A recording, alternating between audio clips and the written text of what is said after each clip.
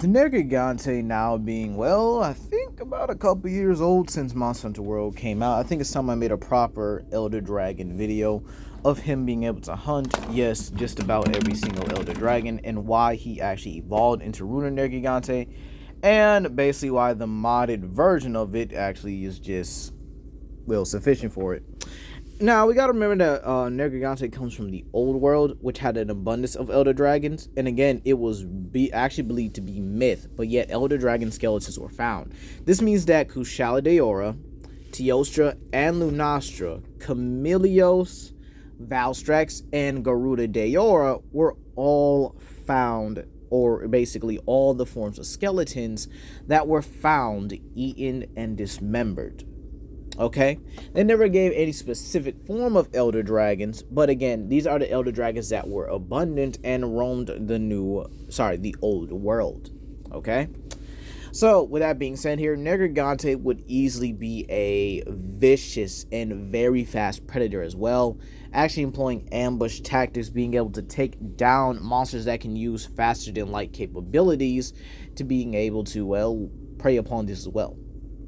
Now, Devil Joe and other Elder Dragon level monsters such as Acantor, Eucalos, and etc.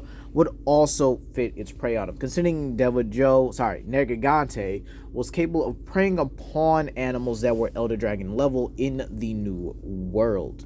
This even included tempered monsters which had the power levels of Elder Dragons.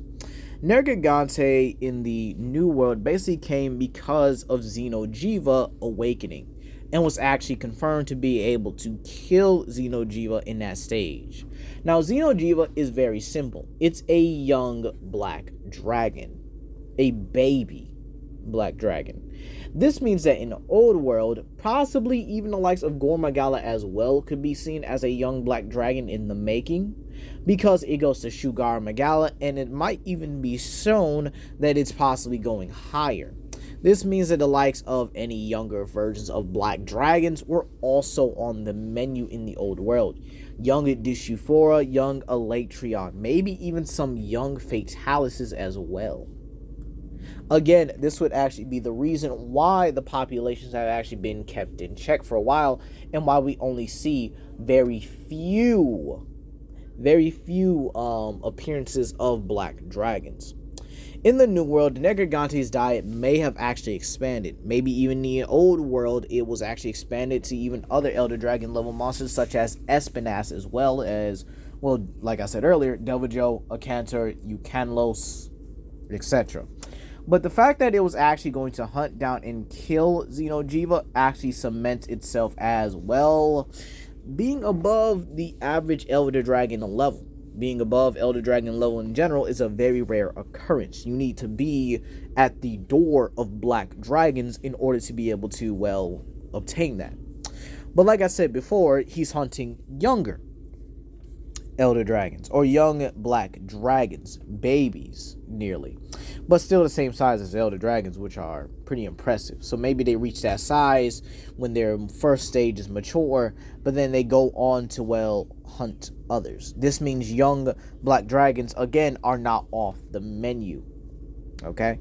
Now, you might say, why did it evolve into Ruiner Nergigante? Why does it have a tempered version? Well, that's very simple. The Elder Dragons and creatures it was around was just simply getting stronger. And like any other predator, it's literally adapt or die. That's honestly what it is. It's adapt or die. And so Nergigante chose the latter. He chose to adapt. He chose to have his own tempered version, aka tempered Nergigante. Tempered Nergigante then puts itself again right back on the top of the food chain where it belongs. Nergigante again would be confronted with another challenge, Velkhana and the unveiling of the Hoarfrost region. Now, with that being said here, Velkhana and Nemiel, as well as Black Veil Valhazak, are very capable and were actually able to fight off regular and tempered Nergigante, actually being able to defend themselves and possibly even kill, well, okay, I can't say kill because, again, they're actually the true immortal elder dragons. Maybe being able to incapacitate, yeah, that's what I'm saying, incapacitate a Nergigante, allowing them to flee from its presence, allowing them to flee from the injured creature, or at least a temporary injured creature, or being able to fight it off as it being way too tough of prey to being able to take down. But again, this would trigger many evolutions, okay? This would even cause the first variant of Nergigantes to be born here. With the sheer fact that one Nergigante is, again, the first Elder Dragon, or at least the very first Elder Dragon to actually be, no, actually not the first. He's actually the second Elder Dragon to actually evolve into another stage here. Because you have Kashala Deora and then its subspecies. Oh, nope, never mind. He actually is the first Elder Dragon to evolve here. He actually evolved into his variant, Runar Nergigante, due to the sheer intensity and the power that these new Elder Dragons had. Okay? This means that Runar Nergigante was a direct response to not only Sherry Ish Valda, but to the other Elder Dragons as well. This is why we actually get the scenes where we have Namiel, Black Veil Hazak, and Black Veil Hazak. When Nergigante show up, they actually choose to run away rather than fight. Yeah, if you guys want, you guys can just look it up. I've already done the research myself. This means that, again, Nergigante cements itself back on top of the food chain where it actually belongs here. With Runar Nergigante pretty much being able to dominate the entire landscape, this means that monsters, and some new and some old, would have to be able to compete with this. Meaning that the tempered version of Nergigante would actually get a lot more energy due to the sheer fact that these elder dragons are now being able to adapt as well to the adapt as well to the very clear changes of Nergigante. Alright? The prey has to adapt and your predators have to adapt. But Nergigante's adaptation is simply on another level. Being able to casually slam a Kashala Deora and Velkhana out of the air like it's nothing. Showing that it's very, very superior to the likes of any flagship monster to date. I would even say superior to the likes of Magna Malo and Malzeno. Despite the fact that they have one of the more interesting turf wars in Monster Hunter Rise Sunbreak, Nergigante simply dominates all that he comes across, including some of the larger Elder Dragon specimens such as Zora Magdaros. Ever since the first one, or ever since the first Zora Magdaros came by, it's been showed that Nergigante has actually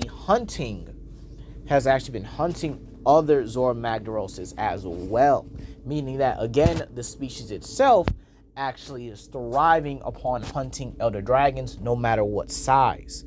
This means that elder dragons like Narkarkos, who actually were able to come on land, were not safe from Nergigante as well. Now you might say, oh, Narkarkos actually has long-range weaponry. What does that do against a monster that can increase their ability to the point where everything deflects off of it? It's even stated that Nergigante actually is able to hunt and kill elder dragons and actually has not prepared for its own durability due to the sheer fact that it'll simply regenerate on the spot. Now obviously we can't have this in terms of gaming, because again, that'll make Nergigante way too overpowered and it will make the fight longer. Alright? So having these types of elder dragons that can simply regenerate, again, like Sherry Ish Valda, this means that Nergigante is have a much better regeneration. Okay? Now you might say, oh, how are we going to take down Sherry Ish Valda? Well, that's very simple. Sherry Ish Valda had to use its full strength to collapse an entire mountain upon it. And Nergigante still broke out of that grass, despite even a near, unconscious state, whatever. Even despite the fact when he broke its horns, broke its wings and everything. This means that Nergigante, while that fight was going on, regenerated, dug itself through the mountain, which again still had Sherry Ish Valda's hold over it, right? Busted out and proceeded to kill Sherry Ish Valda when it was own safe well. This means that despite if Sherry Ish Valda came out sooner, Nergigante would killed it regardless. Now we're sharing each Valda out of the way, and Velcana species pretty much just popping in and out of the world here. This means that, well, Nergigante is just much more abundant now. This means that it can reclaim its place here without having any form of chaos or disruption of the natural order taking place. Okay? This means that Nergigante is actually able to fully dominate the ecosystem and the landscape it pretty much thrives upon.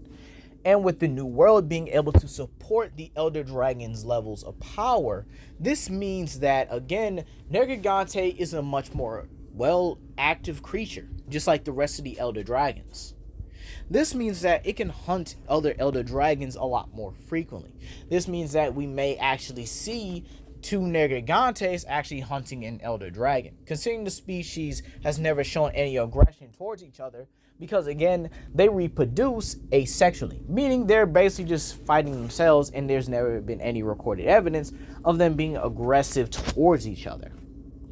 This means that, again, Nergigante may have actually have pack behavior. But what about black dragons, right? Well, how did Nergigante adapt to the coming of black dragons? Well, this is where this mod comes in. Devil Gene Nergigante. An Elder Dragon beyond what's capable. Definitely capable of taking down the likes of Sapphire Jiva, Elatrion, and maybe even knocking at the door of Fatalis himself, which, by the way, I actually consider Fatalis to be something way beyond the likes of an Elder Dragon. But with these new elemental abilities, metallic spikes, this Nergigante was possibly born out of a response to the likes of black dragons showing up, maybe eating a corpse of a black dragon to gain this level of power. Maybe it was eating the corpse of an Elatrion, or maybe Sapphire Jiva. Considering the fact that Xenojiva is much more abundant in the New World than Elatrion, this means that maybe a Sapphire Jiva was killed by a Nergigante in order to gain its power. But anyway, you guys, I'll see you guys later.